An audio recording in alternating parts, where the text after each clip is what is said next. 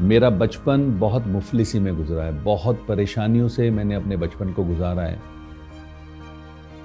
जब भी मैं इन तंग गलियों में से गुजरता हूँ तो मुझे हमेशा वो बचपन याद आता है। मुझे वो अपने जीवन के पल याद आते हैं कि कैसे मैं इन तंग गलियों में से गुजरा। लेकिन मुझे एक बात और एहसास होती है कि अगर ये तंग गलियां ना होती तो शायद जो मैं आज हूँ वो हो नहीं पाता।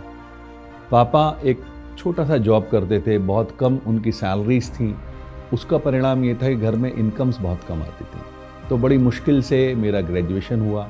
पढ़ाई के साथ साथ जब मैंने कंपटीशन की तैयारी की तो अचानक से मुझे जॉब्स मिलने शुरू हुए।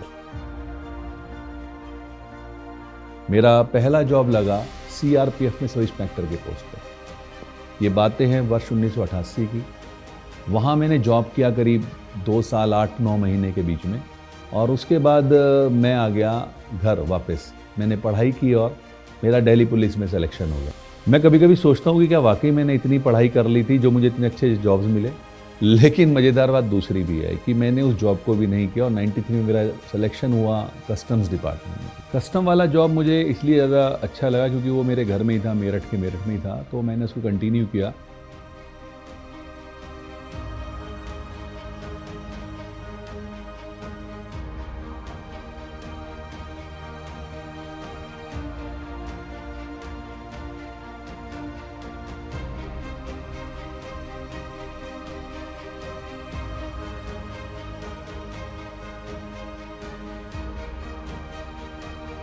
लेकिन इसी बीच में फिर मेरी शादी हो गई।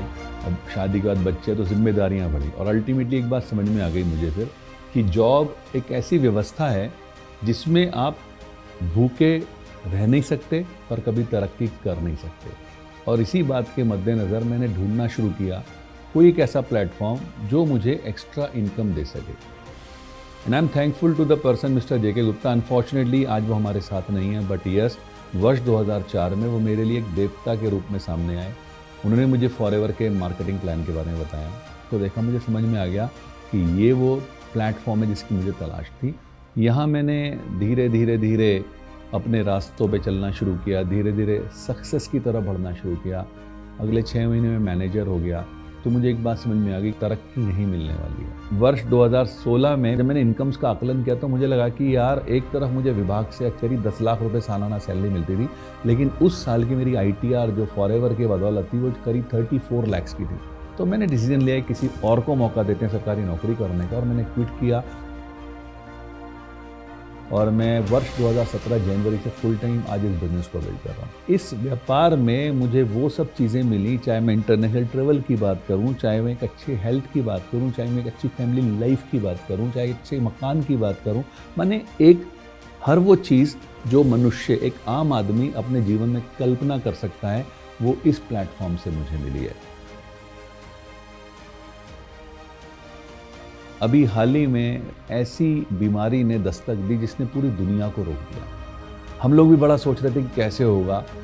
थैंक्स टू फॉरएवर के प्रोडक्ट्स, जिनकी वजह से हमारा इम्यूनिटी सिस्टम बहुत अच्छा रहा, and thanks to the marketing plan and the flexibility of the marketing plan, कि हम लोगों ने कोविड के उस दौर में डिजिटल प्लेटफॉर्म का सहारा लेकर के अपने बिजनेस को कंटिन्यू रखा, जिसका रिजल्ट ये रहा कि हमारे चेक्स नहीं रुके, जिसका रिजल्ट ये रहा कि हमारे इनकम्स नहीं रुके, जिसका रिजल्ट ये रहा कि बहुत सारी इंडस्ट्रीज सफ़र कर गई, लेकिन फॉरएवर में इनफैक्ट और ग्रोथ होती चली गई। क्यों? क्योंकि हर किसी व्यक्ति को 2 तरह की चीज़ें ऐसे दौर में चाहिए थी, एक अच्छा स्वास्थ्य और एक अच्छा साधन। स्वास्थ्य फॉरएवर के प्रोडक्ट्स की वजह से मिला और साधन फॉरएवर के मार्केटिंग प्लान ने दिया। आज हम इस डिजिटल प्लेटफॉर्म का इस्तेमाल करके अपने बिजनेस को और ज़्यादा ऊंचा और ज़्यादा बड़ा बना रहे हैं। मुझे सपने देखना अच्छा लगता है, मुझे लोगों को सपने दिखाना अच्छा लगता है और उन्हें पूरा करने में उनकी हेल्प करना अच्छा लगता है। मैं हूं सपनों का सौदागर, मैं हूं फॉरएवर।